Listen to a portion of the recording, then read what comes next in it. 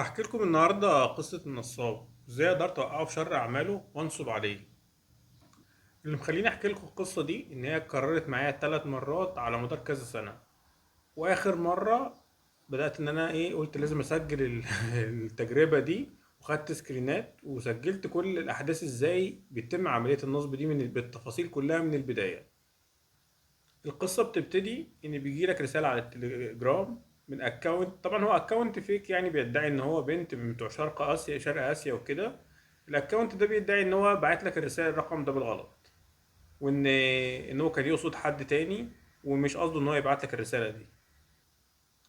على فكرة الحوار في ال3 مرات بيبتدي بنفس الطريقة وينتهي بنفس الطريقة. بتبدأ تقول لك ان هي مصممة ده اكونت شغل، وان هكلمك من على اكونت الشخصي. تبدأ تبعت لك الرسائل من على اكونت تاني بنفس الصورة، بس صورة يعني واضح إن الشخص اللي بينصب ده بيبقى عنده ألبوم صور لحد بيستخدمه في أداة النصب دي.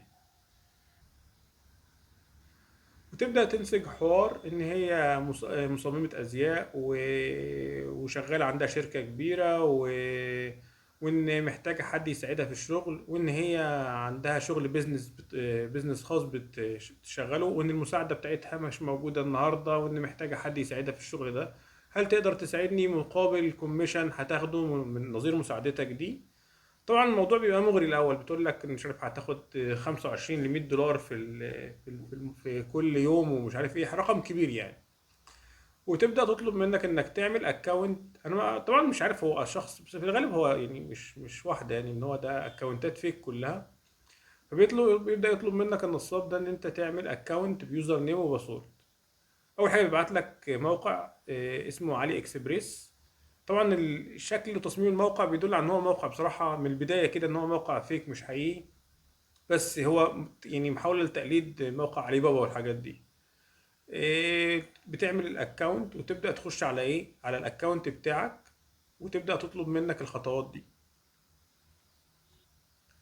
بصراحة أنا وقتها خدني الفضول إن أنا أفهم تفاصيل الموضوع. هو باين من البداية إن الموضوع مش حقيقي، يعني باين إن أولا مش طبيعي إن واحدة تخش تكلمك كده من دولة تانية، وتبدأ تاخد تدي معاك على أساس إن هي كانت بتبعت لحد غلط. يعني الحوار باين من أوله إن هو فيك. أنا بصراحة خدني الفضول إن أنا أعرف إيه النصبة في الموضوع، لأن أنا دايما بشوف في ناس بيتنصب عليها على النت وبستغرب ازاي حد بيتنصب عليه. فحبيت ان انا امشي المشوار اعرف ايه القصه، فين النصبايه فين. بالاضافه وقتها انا كنت قاعد بتعلم دولينجو، وكنت خدت خطوات كبيره في التعلم على دولينجو. فاعتبرت ان الموضوع فيه شويه تدريب، ان انت هتقعد تعمل شات بالانجليزي فتبقى تحسن مهارتك في المحادثه بالانجليزي. هيبدأ الشخص ده يقول لك انك تخش على الاكونت، هيبعت لك اليوزر نيم والباسورد بتوعه هو، مش بتوعك انت، لا بتوعه هو. يقول لك خش سجل بيهم، وهيبدأ يتابع معاك خطوة بخطوة. ان كل خطوة يبدأ يقول لك صور لي اللي ظهر قدامك على الشاشة واعمل كذا. هتخش على الاكونت بتاعه، هيبدأ ان هو يعمل يقول لك افتح التريدنج التجارة. هتفتح المحفظة بتاعته، هيلاقي ان المحفظة فيها بتاعته ما فيهاش رصيد. هيطلب منك انك تعمل شحن وبرقم معين تدخله. الرصيد مثلا هو بيشحن $200 في الغالب في الاول. بيطلع لك كود يقول لك ابعت لي الكود ده، وبعد كده تفوجئ ان الرصيد دخل. انا يعني من وجهة نظري ان الفلوس دي حقيقيه، فلوس بتخش حقيقيه، وبتستخدم وسيله اللي هي للنصب، ان هو بيطمعك ويطمنك ان انت انا بحط فلوس اهو قدامك. المهم بعد ما تشحن هيبدأ يدخلك على الصفحة اللي بعد كده ان انت تبدأ تعمل تجارة. هيظهر لك زي مربع حواري كده اللي ظهر قدامكم دوت، ان قدامك 60 مهمة عملية بيع وشراء. بتبدأ تخش على المهمات دي، فتبدأ ان يظهر لك منتجات مختلفة بأسعار مختلفة، انك بتشتريها وتبيعها، تشتريها وتبيعها. كل مرة وانت بتشتري وتبيع بيظهر لك تحت ان انت قيمة مكسبك او قيمة عمولتك على العملية دي. لغايه ما هتيجي عند في نص بقى القصه دي، يجي لك منتج من المنتجات يقول لك ده لاكي اوردر. فانت لما تصور له الصوره وتقول له ده حصل ظهر لي كذا، هيقول لك انت ده انت يعني حاجه مميزه جدا، ده انت سبب سعدي، وانا سعيد جدا ان انت اشتغلت معايا. ده انا جالي الاوردر الحظ. اوردر الحظ ده بيبقى برقم كبير، يعني مثلا هنا المره دي كان ب $350. هتيجي تعمل عمليه شراء، يقول لك لا ده احنا لازم نشحن، مفيش رصيد. فهيقوم جاي شاحن ال 350 دولار دول على الاكونت بتاعه ويكمل العمليه. المهم هيفضل يتم عمليات كده لغايه ما يخلص 60 مهمه، 60 خطوه ديت او ال 60 مهمه دول. وبعد كده يبدا ايه، يقول لك انا عاوز اسحب الفلوس اللي جات لي دي، اللي هو كسبها من الشغل ده. طبعا بيبقى مبلغ في الاخر كبير يعني، بيفضل يزيد يطلع مبلغ كبير. المهم عند عمليه السحب دي بيبدا يجي لك زي كود كده اهو، يقول لك اسحب الكود يعني في عمليه سحب من المحفظه. انا في ظني ان في المرحله دي كان حقي انا سحبت فلوسه كلها على حسابي انا. يعني وقتها كنت سحبت فلوسه، كان هيبقى مبلغ كبير يعني، وصلت عليه وقتها في مبلغ كبير. بس المهم قمت جاي وقتها، انا قمت جاي مكمل وقمت جاي ساحب الفلوس وبعت له الكود، وهو الفلوس اتسحبت من المحفظه. طبعا بعد ما هو بيخلص القصه دي، هو رمى لك طعم ان عمل لك اكونت تاني باسمك. انت هيجي لك الفضول تخش تشوف الاكونت ده فيه ايه.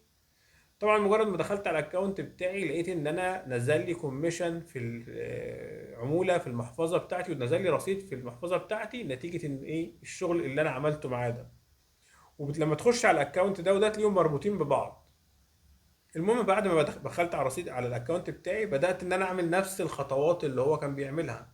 ما هو كسب من وراها، انا بعمل قمت جاي انا كررتها انا كمان، لغايه ما هيجي لي اللاكي اوردر ده. طبعا المفروض ان انت في المرحله دي بتشحن برقم. طبعا المتوقع بعد ما تشحن بالرقم ده ان تلاقي ان ايه الفلوس بتاعتك كلها اتسحبت وراحت عليك. انا وقتها عند الخطوه دي قلت لا، عصفور في اليد خير من 10 على الشجره. قمت جاي داخل على المحفظه، كان في 5 دولار تقريبا وقتها، 5 دولار وقتها. وقمت جاي ساحب ال 5 دولار دول وقافل الاكونت خالص. طبعا هو الاكونت بعديها عمل لي بلوك يعني. القصة دي اتكررت معايا مرتين بعد المرة دي. تاني مرة لما جالي نفس السيناريو، كل مرة نفس السيناريو، شخصية شرق آسيوية وشغال في تصميم أزياء، ونفس الحوار بالظبط. يجي لك رقم إن هو بيبعت لك بالغلط. مفيش أي اختلاف، معرفش هما يعني عندهم سيناريو واحد ما بيغيروش. المهم تاني مرة أثناء الحوار لقيت مرة واحدة الأكونت عمل لي بلوك. معرفش السبب، بس أنا يعني وقتها كان في اعتقادي إن أنا ممكن يكون الأكونت بتاعي متسجل عندهم. تالت مرة مشى معايا في نفس الحوار لغاية ما جالي اللاكي اوردر، وبعد كده الاكونت بطل يفتح يعني، قفل. ومش قفل، هو معليش بلوك، بس هو يعني المحادثة وقفت على كده وما كملش. والله انا في انتظار ان هو يظهر تاني الشخص ده ونكمل، بس المرة دي بإذن الله لو جات لي فرصة ان انا اسحب الفلوس هسحب رصيده هو كله. يعني مش هسحب بس ال 5 دولار ده، انا هسحب ال 400 جنيه، ال 400 دولار. او المفروض ان احنا وقفنا على اللاكي اوردر زي ما انتم شايفين كده، اللاكي اوردر ده ب 349. فلو جات لي الفرصة تاني هسحبه كله. المهم الخلاصة من الموضوع ده، لازم تبقى فاهم ان الحدية ما بتحدفش كتاكيت. مفيش حاجة، مفيش حد بيجيله فلوس من غير ما يعمل مجهود. مفيش مكسب كده ببلاش. لازم تبقى فاهم ده كويس، وان اصلا المفروض ان انت يكون اعتقادا منك صح، احنا مسلمين والمفروض ان احنا بنعمر الارض. لو هتعمل هتاخد اجر على حاجه انت بتقدم قيمه ونفع للناس. لكن اخد اجر وقيمه من غير ما اقدم نفع للناس، دي حاجه يا اما هتبقى حرام يا اما نصب زي ده. فيا ريت الناس دايما يعني تمسكك بعقيدتك كمسلم هيمنعك انك تقع في حاجه زي دي من النصب. انت بتأدي طول ما انت بتبص لاي اجر قبل ما يجي لك انا هنفع الناس بايه. فده هيمنع اولا، دايما هتبقى طول ما انت بتشتغل بتؤجر على عملك اللي انت بتعمله دوت، بالاضافه انك مش هتقع في عمليه نصب زي دي. بس